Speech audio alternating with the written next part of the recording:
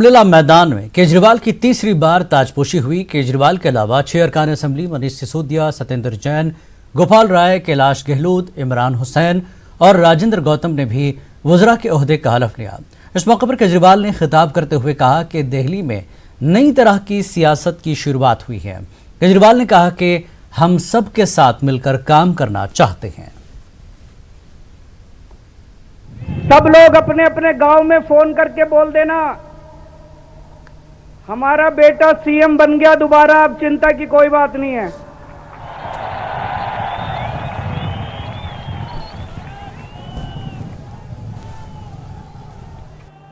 अभी चुनाव हुए,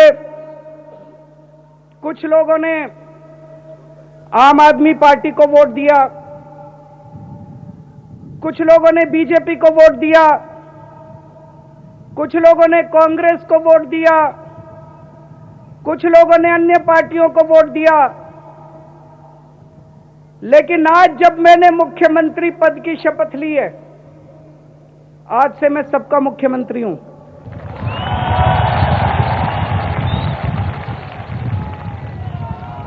मैं आम आदमी पार्टी वालों का भी मुख्यमंत्री हूं, मैं बीजेपी वालों का भी मुख्यमंत्री हूं, मैं कांग्रेस वालों का भी मुख्यमंत्री हूं, मैं दूसरी पार्टी वालों का भी मुख्यमंत्री हूं। पिछले 5 साल जब मैंने काम किया, मैंने कभी किसी के साथ सौतेला व्यवहार नहीं किया।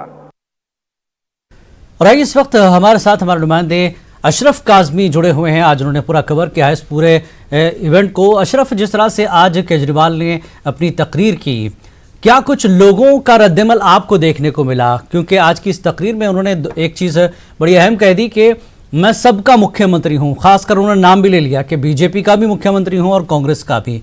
तो इस शुरुआत को कैसे देखते हैं दिल्ली के लोग?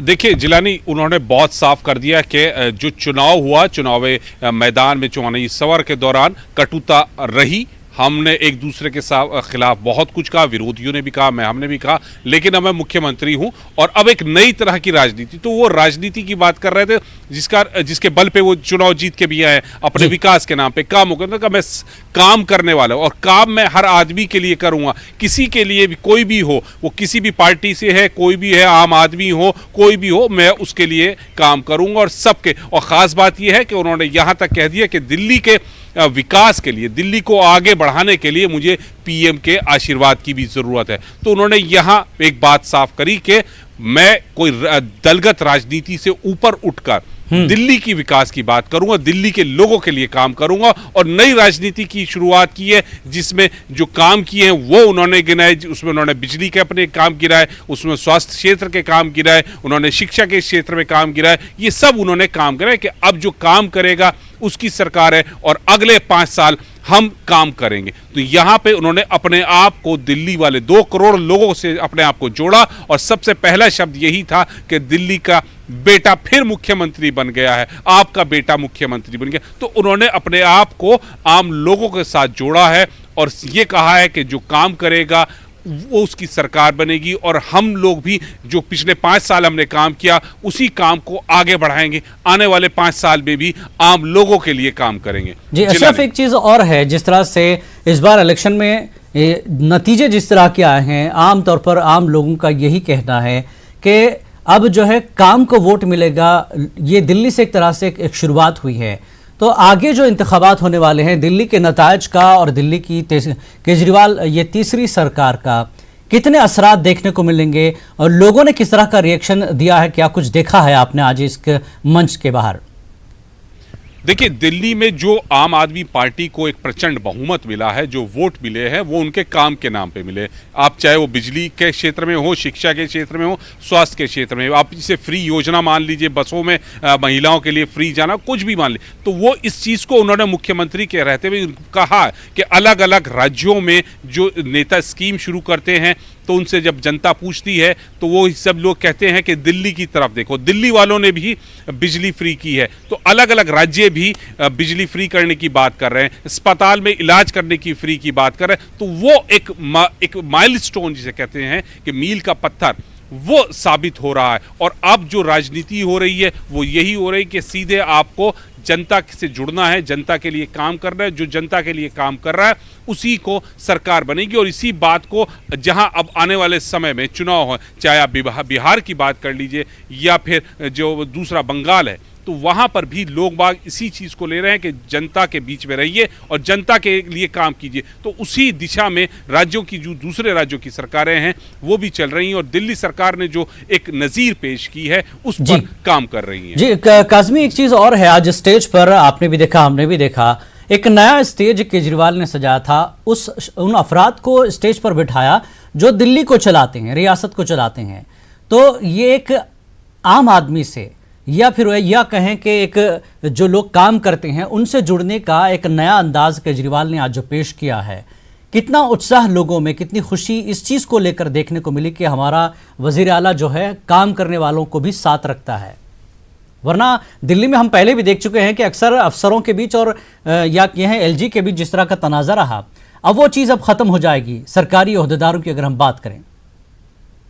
देखिए जिलानी, वो कहना बड़ा मुश्किल है कि सरकार और सरकारी ओहदों के बीच या एलजी के बीच और सरकार के बीच में तनातनी आगे रहेगी या नहीं रहेगी। लेकिन आज जिस तरह से मुख्यमंत्री ने अपने शपथ ग्रहण समारोह में 50 लोगों को अपने स्टेज के बिल्कुल दाएं और बाएं, 25 आदमी दाएं और 25 आदमी बाएं बिठाए, जो अलग अलग क्षेत्र के थे। कोई किसान था, कोई मेट्रो में काम करने वाला था, एक सबसे छोटे उम्र का लड़का था विनय, वो आईआईटी का था, वो काम कर रहा है। कोई बस ड्राइवर है, कोई जो मार्शल है जो डीटीसी की बस में चलता है, वो लोग हैं, सफाई करने वाले। तो इन लोगों को ये साबित किया है कि ये सरकार के सबसे ज्यादा अहम लोग हैं, यही दिल्ली को निर्माता हैं, यही दिल्ली का निर्माण करते हैं, शिक्षा की। और ये बात उन्होंने अपने भाषण में भी कही कि ये सरकार किसी की नई शुरुआत हुई है केजरीवाल की, और एक तरह से उन्होंने बस सरकारी ओहदेदारों या काम करने वाले दिल्ली के लोगों से जुड़ने की एक नई शुरुआत की है, जो आगे जाकर उनके लिए कितना फायदा होगा देखना होगा। शुक्रिया काजिम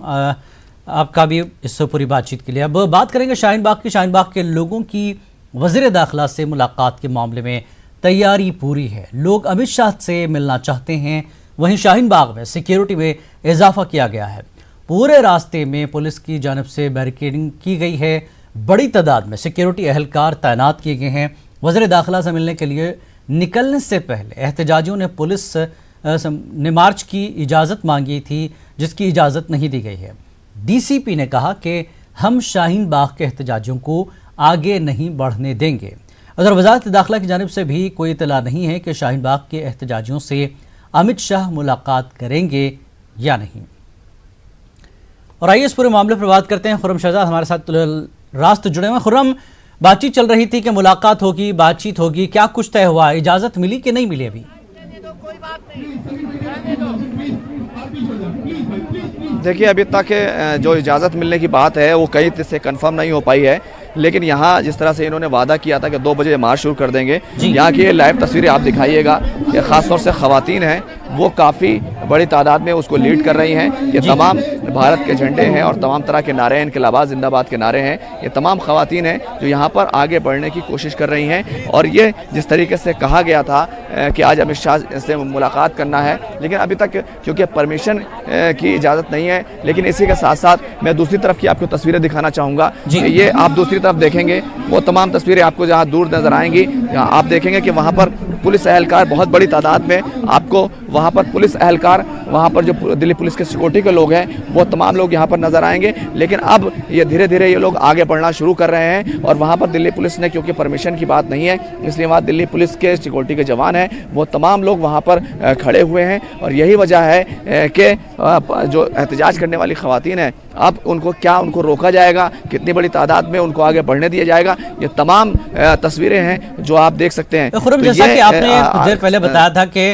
वो मार्च करेंगे, लेकिन अगर दिल्ली पुलिस रोकती है तो हम रुक भी जाएंगे, तो क्या कुछ आज देखने को मिलेगा? एक तरफ वो रुकने की भी बात कर रहे हैं और आगे भी बढ़ रहे हैं, और पुलिस अपनी तौर पर तैयारी है, बैरिकेडिंग जो है कर दी गई है, बड़ी तादाद में सिक्योरिटी एहलकारों को तैनात कर दिया गया है। तो क्या कुछ वहां चल रहा है अभी?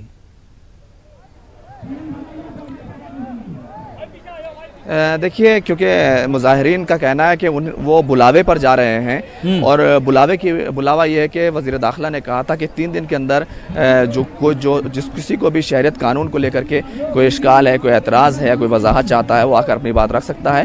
तो ये इन लोगों का कहना है कि हम बुलावे पर जा रहे हैं, लेकिन अगर दिल्ली पुलिस हमें जाने देगी तो हम जाएंगे, अगर रोकेगी तो हम ये ज़रूर कहेंगे कि एक तरफ आप कहते हैं कि हम बात करना चाहते हैं, लेकिन हमारे ऊपर कम से कम ये इल्ज़ाम नहीं आयद नहीं होगा कि हम बात करने के लिए तैयार नहीं है, क्योंकि आप देखेंगे कि 65 दिन तक से हो चुके हैं इस पूरे प्रोटेस्ट को चलते हुए। 13 दिसंबर से ये प्रोटेस्ट शुरू हुआ था और शाहीन बाग का प्रोटेस्ट है वो 15 दिसंबर से शुरू हो गया था। 13 दिसंबर से जामिया प्रोटेस्ट शुरू हुआ और पूरे मुल्क की बात है तो जो एक तरह का एक कहना चाहिए कि निशानी बन चुका है, एक मुखालफत की शहरियत कानून के खिलाफ एक आवाज़ शाहीन बाग बन चुका है। अब ये लोग यहाँ से मार्च करना शुरू कर रहे हैं और ये जो तस्वीरें आप देख रहे हैं कि धीरे धीरे से ये तमाम जो झंडे हैं, जो भारत के तिरंगा झंडा लहराते हुए मुजाहिरीन आगे बढ़ रहे हैं, वो धीरे धीरे से आगे बढ़ रहे हैं और ये तस्वीरें ये बता रही हैं कि ये लोग वज़ीर दाखिला से बात करने के लिए जाना चाहते हैं। और देखने वाली बात यही होगी। एक चीज़ और आसिम मीना ने कहा कि पुलिस हेडक्वार्टर जो है, इनका लेटर गया है, इजाज़त अभी मिली नहीं है, तो 3 दिन का अमित शाह ने वक्त जब दिया है तो क्या उम्मीद की जा रही है कि पुलिस का क्या कहना है इस पूरे मामले पर, पुलिस कब तक इस पर जवाब देगी, क्योंकि मार्च तो निकल चुका है। देखिए, दिल्ली पुलिस वजारत दाखिला के तहत आती है, ये मार्च निकल चुका है, वजारत दाखिला के तहत दिल्ली पुलिस आती है, तो अब वजारत दाखिला को तय करना है कि वो किस तरीके से, क्योंकि बहुत बड़ी तादाद है, क्या इतनी बड़ी तादाद सिक्योरिटी को लेकर के वजारत दाखिला के प्रोटोकॉल में आती है, तो इन तमाम चीज़ों को लेकर के क्या उनको इजाज़त दी जाती है, क्या कुछ तादाद मुतय्यन की जा सकती है, क्या हेडक्वार्टर से कोई ऐसा लेटर आएगा कि 100, 200, 50, 60, 100, 400, 300 कितने मुजाहिरीन को वो से बात करना चाहते हैं, ये तमाम चीज़ें हैं। लेकिन अभी जिस तरह की सूरत हाल दिखाई दे रही है उसमें है कि दिल्ली पुलिस इनको रोकने वाली है। जिलानी जी, बहुत बहुत शुक्रिया खुर्रम इस जानकारी के लिए। आप वहाँ पर नज़र बनाए रखें, हम राब्ता करेंगे आगे क्या कुछ मार्च का हो रहा है। एक अहम खबर इस वक्त आपको दे दें, झारखंड कांग्रेस में घमासान जारी है। इरफान अंसारी ने इस्तीफा देने का किया ऐलान, कांग्रेस के रियासती सदर के ओहदे से इस्तीफा देने का ऐलान किया है। तो आज शाम 4 बजे कांग्रेस ऑफिस में करेंगे प्रेस कॉन्फ्रेंस में अपने इस्तीफे का करेंगे ऐलान। प्रदीप यादव को कांग्रेस में शामिल कराने की इरफान अंसारी मुखालफत कर रहे थे। प्रदीप यादव पर जिनसी हिरासत का इल्ज़ाम है, प्रदीप यादव पर इरफान अंसारी को लोकसभा में हराने का भी इल्ज़ाम है। तो झारखंड में सब कुछ ठीक नहीं है। कांग्रेस की अगर हम बात करें तो एक तरह से कांग्रेस के बीच तनाज़ा खड़ा हो गया है। इरफान अंसारी इस्तीफा देने की बात कर रहे हैं। तो झारखंड कांग्रेस में आपस में भिड़ गए हैं कांग्रेस के लीडर। प्रदीप यादव को शामिल कराने पर एतराज़ है इरफान अंसारी को, क्योंकि उन पर जिनसी हिरासनी का इल्ज़ाम है। झारखंड कांग्रेस में घमासान चल रहा है। 4 बजे इरफान अंसारी इस्तीफे पर प्रेस कॉन्फ्रेंस करेंगे और वजूहात बताएंगे कि क्या कुछ है झारखंड में कांग्रेस के बीच चल रहा है। सदर के ओहदे से इस्तीफा देने का ऐलान कर दिया है। और आगे बढ़ेंगे, बेंगलुरु के बिलाल बाग में खवातीन का एहतजाज जारी है। शहरी तरमीमी कानून NRC और NPR को काले कानून करार देते हुए बेंगलुरु की खवातीन रात और दिन के एहतजाज कर रही हैं। गुज़श्ता कई दिनों से जारी इस एहतजाज में दिन ब दिन खवातीन की तादाद बढ़ती जा रही है। न सिर्फ मकामी खवातीन बल्कि बेंगलुरु में मुकीम दीगर रियासतों की खवातीन भी एहतजाज में शामिल हो रही हैं।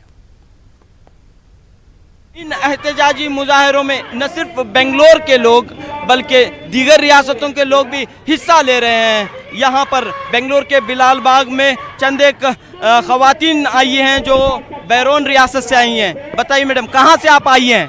I'm coming from Mizoram and then my 2 friends are from Nagaland. So we are working in Bangalore here. Why you are opposing CAA? Because we are coming from Northeast and we know what is CAA is all about. The danger, the communal intention and the divisive, and then making, especially if you come from Northeast, you know what Assam experience. Statelessness. My message about CAA, I am totally against CAA.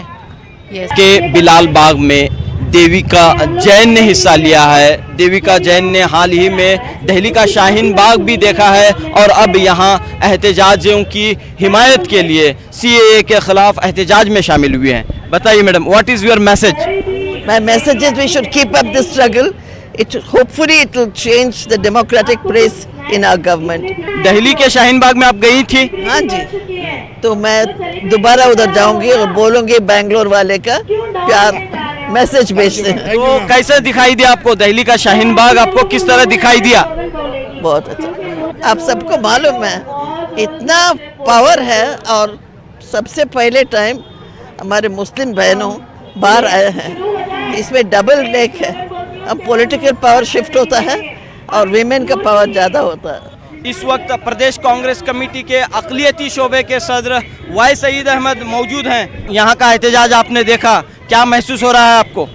मैं कुछ दिन पहले शाहीन बाग गया था दिल्ली में, देखकर बहुत ही खुशी हुई और साथ में दुख भी हुआ कि एक ऐसा मसला जिस पे हमारी बहनें घरों से बाहर निकल कर के तकरीबन 2 महीने से बाहर वहाँ पर बैठी हुई है और बड़े दुख की बात भी ये हुई कि एक छोटी बच्ची का इंतकाल भी हो गया वहाँ पर। बिलाल बाग में ऐसा कुछ ज़्यादा फ़र्क नहीं महसूस हो रहा है, वहाँ भी हमारी बहनें बैठी हुई थी, यहाँ भी हमारी बहनें बैठी हुई हैं। तो बेंगलोर के बिलाल बाग में एहतजाज का सिलसिला जारी है। ख़वातीन बड़ी तादाद में एहतजाज पर बैठी हुई हैं और ये पुरजोर मांग कर रही हैं कि फौरी तौर पर मरकज़ी हुकूमत अपने फ़ैसलों पर नज़रसानी करे, गौर करे। कैमरामैन वेंकटेश के साथ रऊफ अहमद, न्यूज़ 18 उर्दू, बेंगलुरु। इस बुलेटिन में फिलहाल इतना ही। आदाब।